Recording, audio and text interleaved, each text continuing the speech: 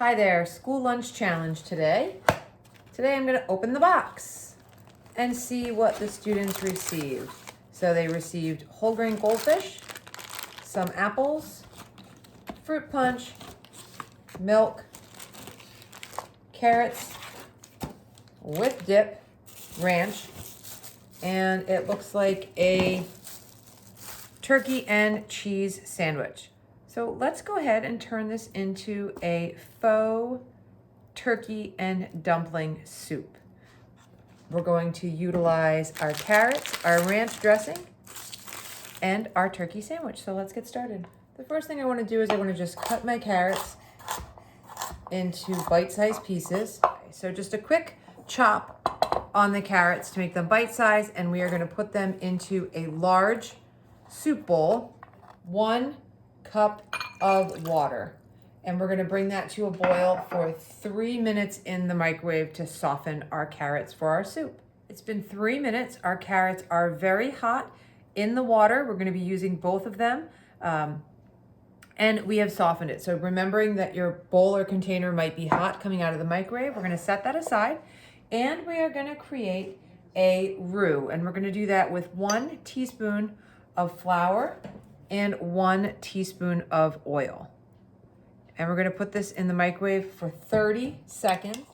I'm just gonna use the same container that I had the water in and just stir that around, getting all of the flour hydrated with the oil. Okay, we're making a roux or a thickening agent, so we need to cook the flour out of the oil before we're gonna add it into our next ingredient. So we've put our roux in the microwave for 30 seconds and it has started to thicken, cook out the flour. To the roux, we are gonna add in 1/2 teaspoon of a trusty ramen seasoning packet. And for $1, you can't beat it. You can get several uses out of it. It's only 1/2 teaspoon, so you could still make the package of ramen without sacrificing the flavor.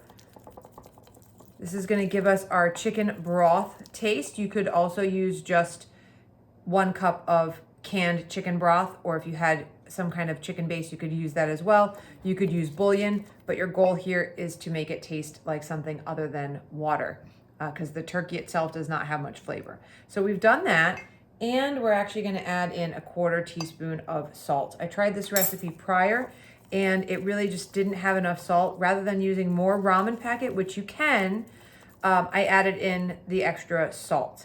And then we are gonna add in our ranch dressing. So we're gonna squeeze that all into the container. Now this is gonna give us some flavoring. It's also gonna give us some creaminess to our soup, and I'm gonna just stir that in. Does not have to be a measuring cup. It just happened to be what I measured the water in. Okay, and I have a nice, thick, creamy base here. So at this point, I'm just gonna use one of my measuring spoons that I already had and go a little bit at a time, maybe about 2 teaspoons at a time, because I wanna slowly add in the hot liquid to that roux. I don't want lumps.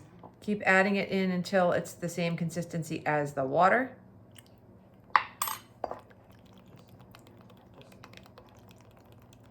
And then you can add that back into our carrot mixture.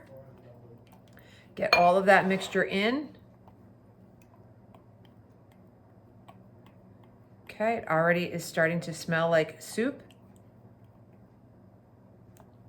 But we want to utilize our sandwich. So we're going to stir that around, and that is our base, and we're going to get our turkey prepared. So I'm going to set this aside.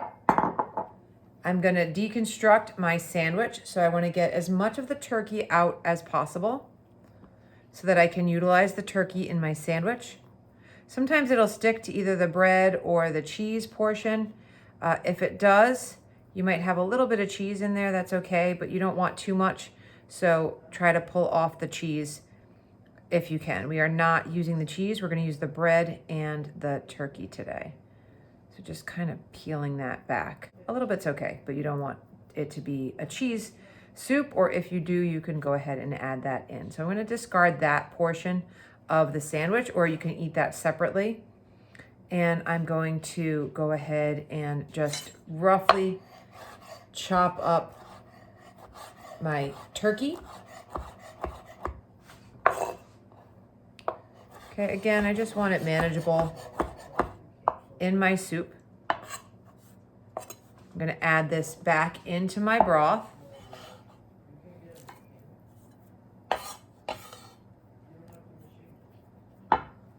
And I'm gonna put this in the microwave for 2 minutes so that I can thicken while I work on my bread. So remember I said we're making faux dumplings.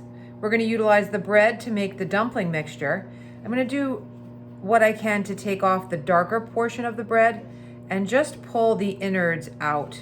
So whatever kind of a roll you have, but here we wanna try to get as much as we can so that we can shape it into a dumpling.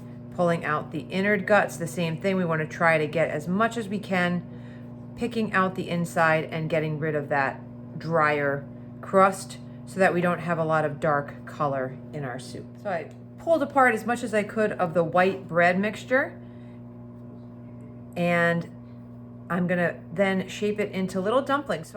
Or I'm literally going to squeeze the bread into a ball of dough as tight as I can. You could make these as big or as little as you would like. We're adding it in after we thicken the soup because these just need to heat through. They're already cooked. There's nothing special. Okay, they look like a little dumpling or a little matzo ball.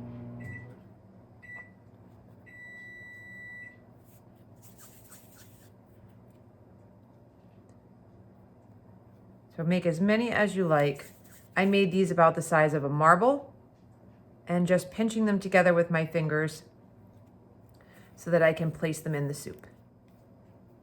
So you get about 5 to 6 little bread balls to place in your soup. Our microwave went off. Our 2 minutes is up, so let's check our soup now. My soup cooked for 2 minutes. I'm gonna drop in my bread balls. They're also gonna help to thicken the soup. And I've got a turkey and faux dumpling soup. If you would like your broth a little bit thicker, you could do 2 tablespoons of oil and 2 tablespoons of flour. I did not want it too thick. I wanted a nice light soup. If you allow the bread to sit, it will end up soaking in and making a little bit of a thicker, creamier soup as well. But there you have it. School lunch challenge accepted, completed. Delicious. Enjoy.